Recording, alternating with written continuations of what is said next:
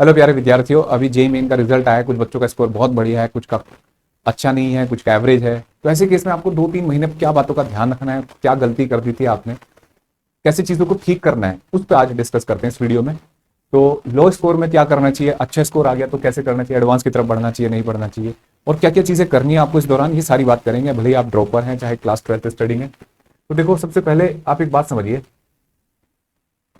जैसे अगर आपका लो स्कोर है, तो अगर स्कोर आपका 50 परसेंटाइल से नीचे नीचे है, तो इसका मतलब है कि आपने कंसेप्ट आपके वीक हैं अभी, और आपने उनको कंपटीशन लेवल पे नहीं लेके गए।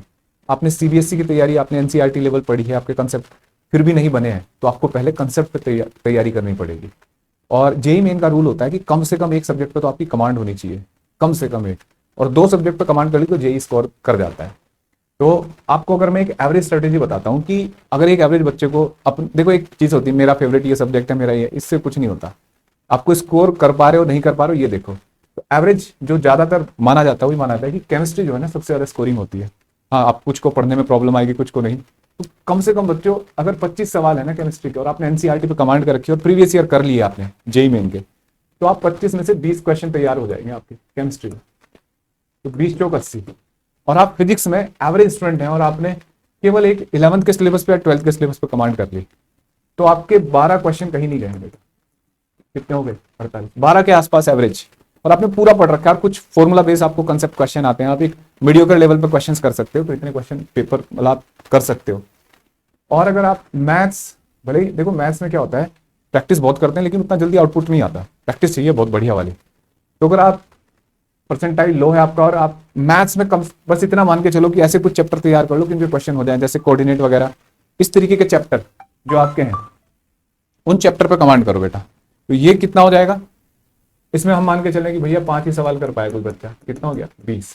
जोड़ के देखते हैं इसको, 8 8 और 4 12 और 2 14, 150 नंबर के आसपास है, जो एक अच्छे कॉलेज की तैयारी है ना। तो एवरेज बच्चों को ऐसा करना चाहिए। और अगर स्कोर लो आया तो ऐसा नहीं है कि अगला स्कोर भी ऐसे ही आएगा, आप तैयारी करिए बढ़िया तरीके से, कंसेप्ट को पढ़िए, समझिए कंसेप्ट पढ़ने में कहां प्रॉब्लम आ रही है। अगर आपको कंसेप्ट क्लियर नहीं है तो जेईई मेन का क्वेश्चन नहीं होगा, ये क्लियर सी बात है, तुक्के नहीं चलते बेटा। दूसरा, अब जो हाई स्कोर वाले हैं, है ना, जिनका 98% से हाई तो नहीं कह सकते, 98% से ऊपर है मान लो स्कोर, तो उस केस में आपको 2-3 बातें, अगर आपको लगता है कि पूरा सिलेबस कर लिया आपने और कंसेप्ट क्लियर है आपके, तो आप जेईई एडवांस की प्रिपरेशन भी साथ साथ करो। और जेईई एडवांस की प्रिपरेशन कहां से, किस तरीके से शुरू करनी चाहिए? जेईई एडवांस की प्रिपरेशन शुरू करनी चाहिए आपको एमसीक्यू से, मल्टीपल चॉइस ऑब्जेक्टिव से। दूसरा, पैसेज बेस्ड क्वेश्चन, ठीक है। और अगर आप 100% वाले हैं तब तो आपको पूरी किताब पे कमांड करनी है भैया। लेकिन आप 98-99% में आपके स्कोर है, तो उस केस में आपको, जैसे फिजिक्स में, केमिस्ट्री, मैथ्स में चैप्टर डिसाइड कर लो आप। जैसे मैं फिजिक्स में बताऊं आपको, इलेक्ट्रोस्टैटिक्स, पूरा इलेक्ट्रोडायनेमिक्स, ठीक है, heat and thermo, ray optics, modern physics, और हीट एंड थ्रू, ये हो गया थर्मो, और काइनेमेटिक्स। इन चैप्टर्स पे कमांड होनी चाहिए। ये फिजिक्स में इतना होता है कि इससे आप मतलब जेई में एडवांस में अच्छा स्कोर कर सकते हो। ऐसी केमिस्ट्री में डिसाइड करिए, उसमें मैंने काफी वीडियो में बता भी रखे हैं सारे चैप्टर, उन चैप्टर्स को कमांड करिए जेई एडवांस के लिए। साथ में आपको क्या करना चाहिए बेटा कि अब अगर आप 98% से ऊपर वाले हो ना, तो अब आप किताबों में बैठ के पढ़ पढ़ के चैप्टर को अपना टाइम वेस्ट मत करो। अब आप केवल test series, mock test, chapter wise test, unit test, इस तरीके से तैयार करो, ठीक है।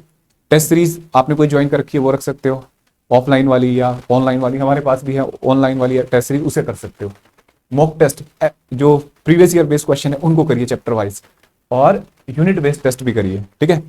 फुल लेंथ टेस्ट आपको ये साइट पे मिल जाएंगे, जेईई एडवांस की वेबसाइट पे मिल जाएंगे, और इस पे भी नीट की क्या बोलते हैं, एनटीए की, जेईई मेन की ऑफिशियल वेबसाइट पे मिल जाएंगे। फिर दूसरी एक बात और याद रखनी है कि मान लो आप अभी, जैसे आपने अभी 7-8 दिन बिताए थे फॉर्मूला करने पे, तो जब आपने सारे फॉर्मूले याद करे थे, जेईई मेन के लिए आप गए थे, तो वही काम आपको दोबारा ना करना पड़े, उसके लिए आपको सारे फॉर्मूले पकड़ में रहने चाहिए। वो लर्निंग पार्ट, चाहे फिजिक्स का, चाहे केमिस्ट्री का, चाहे मैथ्स का, उसके लिए फुल लेंथ टेस्ट आपको हमेशा 4-5 दिन के रेगुलर इंटरवल पे आपको फुल लेंथ टेस्ट देने हैं, चाहे वो जेईई मेन का हो चाहे जेईई एडवांस का। इससे आपकी पकड़ रहेगी, आपको बार बार यही फॉर्मूले रिवाइज नहीं करने पड़ेंगे। तो इस तरीके से आप इसको आगे बढ़ाएं। दूसरा, अगर आपको लगता है कि लो स्कोर है तो इससे स्ट्रेस ना लेके इसको इंप्रूव करने के चांस देखो, कहाँ इंप्रूव हो सकता है।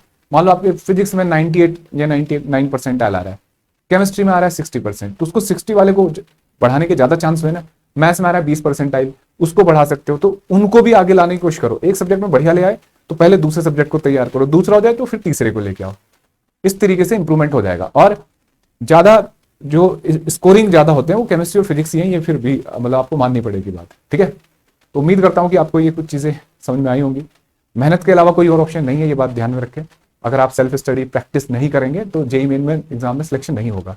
आपने बहुत वीडियो लेक्चर देख लिए, बहुत वीडियो सेशन, लाइव सेशन, ये सब, ये वन शॉट वीडियो जो भी होता है, ये एक बार पढ़ने के लिए, एक बार देखने के लिए होते हैं, बार बार नहीं। बैठ के सेल्फ प्रैक्टिस करिए, क्वेश्चंस करिए। Wish you all the best.